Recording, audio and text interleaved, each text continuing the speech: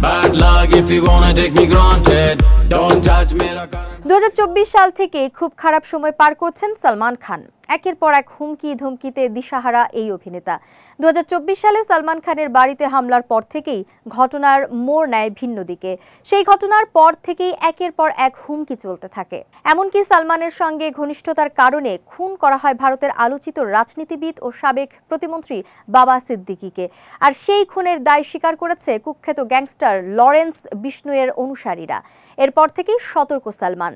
সরকারের পক্ষ থেকেও কড়া নিরাপত্তায় রাখা হয়েছে অভিনেতাকে।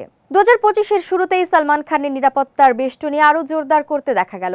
5 জানুয়ারি দেখা যায় গ্যালাক্সি অ্যাপার্টমেন্টে নতুন করে নিরাপত্তা ব্যবস্থা জোরদারের কাজ চলছে। মনে করা হচ্ছে লরেন্স বিষ্ণুই যে লাগাতার ভাইজান এবং তার পরিবারের লোকজনকে হত্যার হুমকি দিচ্ছে, তার জন্য নিরাপত্তা বাড়াতে রেনোভেশনের কাজ চলছে। গ্যালাক্সির বারান্দার গঠন পাল্টানো হচ্ছে, জানালাকে আরও নিশ্ছিদ্র করা হচ্ছে। সালমান খানের অনুরাগীদের কাছে এই বারান্দা দারুণ জনপ্রিয়। সেখানে এসে তিনি তার ভক্তদের উদ্দেশ্যে হাত নাড়েন।